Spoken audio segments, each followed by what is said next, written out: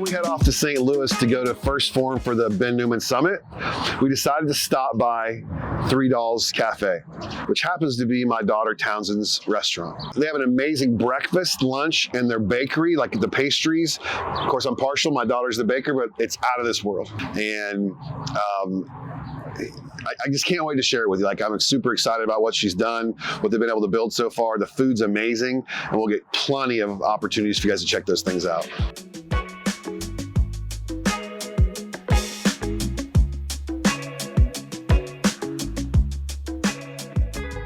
So this right here is gonna be taken out. Yeah. And they got a dining room going in right there. Okay.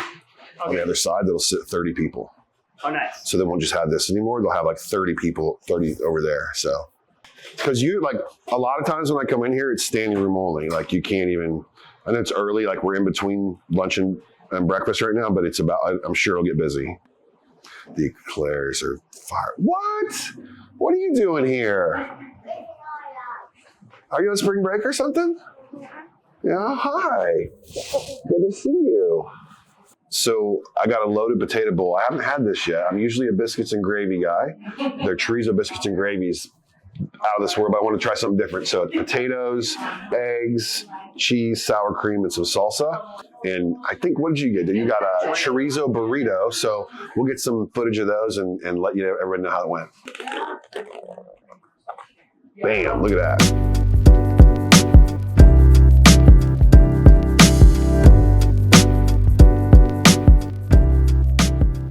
I'm stuffed. Like, it was so good. I love fried potatoes. I love fried potatoes, and the fried potatoes were on point. I mean, it was very good. It was exactly what I needed for this long drive to St. Louis. Nice big breakfast to get on the road.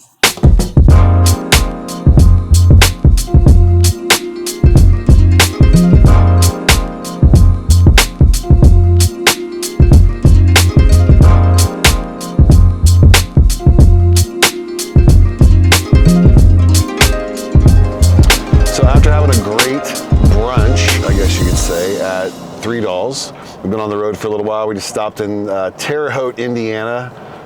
Legend Larry Bird played here at Indiana State. Had to grab some gas, and then we're back on the road and be in St. Louis in just a few hours.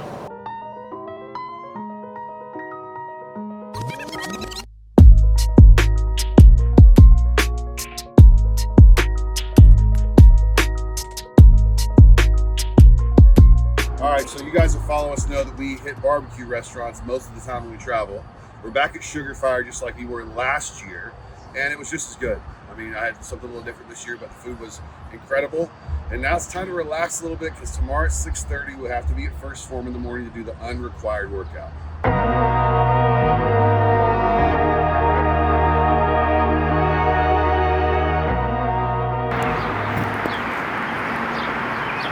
And turn left into the parking lot. Turn left into the parking lot.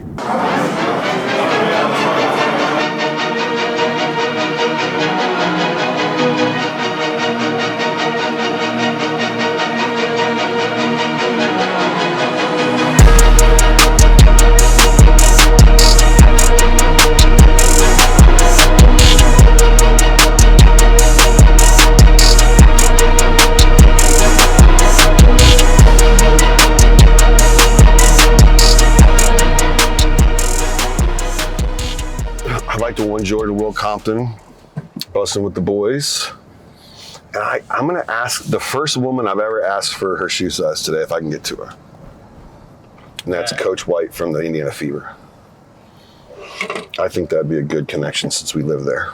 Yeah, so we crushed the workout this morning, went back to the hotel, had the free breakfast, which is always nice to have.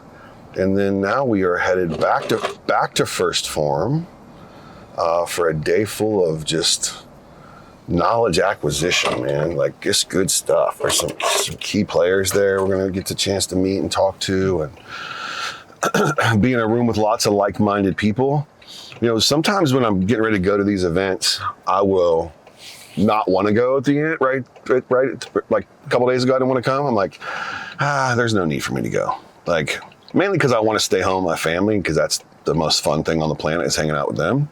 Just like the workout this morning. Didn't want to go, but but I did the workout, and now I feel so much better, so much ready just to take on what they're going to give to us today and get some action plans and go. And I know that I'm better when I go to certain events. This is one of those events. So I got to remember that when I tell myself I'm not going to come anymore or do what I'm going to do. These events are really good for my soul. They're good for my headspace. They're good for me to acquire new knowledge, to do a better job with my clients. Just overall nice to meet up with some of my friends I've met through this networking. So off the first form we go.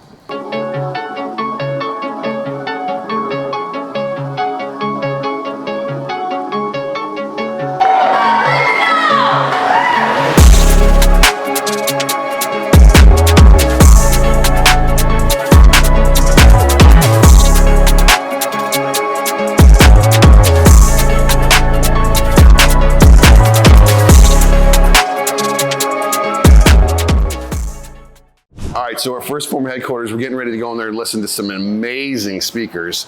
Ray Lewis is going to be in there. Of course, Ben's going to crush it. Several other just great coaches from around college football, and the WNBA coach, Stephanie White's going to be here as well. I'm really excited to just learn some valuable lessons from them and take some killer notes.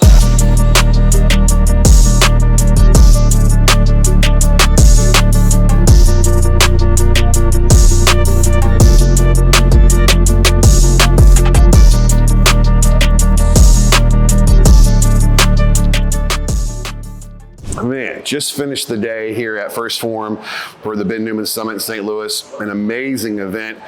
It's amazing. You know what really stuck with me is that a lot of the coaches and even Ray Lewis had the same message, right? A lot of them were delivering different versions of the same message. So it tells you the greats think alike, right? They really have lots in common.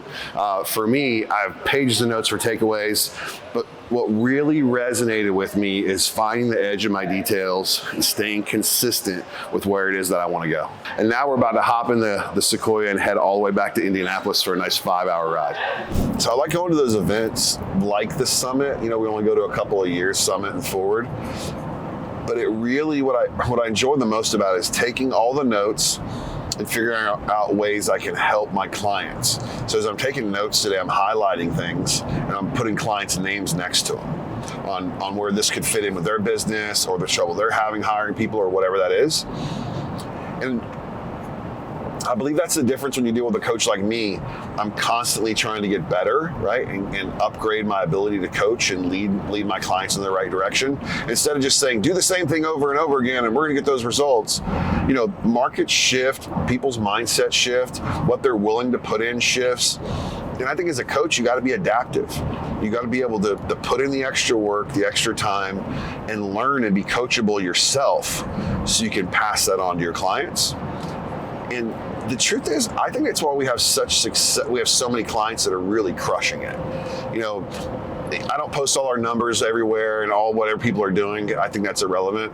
But the truth is that the majority of our clients are way up this year over last year, and the majority of them are up ever since we've been working together. Not because of some magic wand that I have, but I help them diagnose some of the problems that they need to address and some of the different things they need to work on. When we do that, it helps them build that belief back up, get the discipline, and get back out in the market and make things happen. They're doing all the heavy lifting.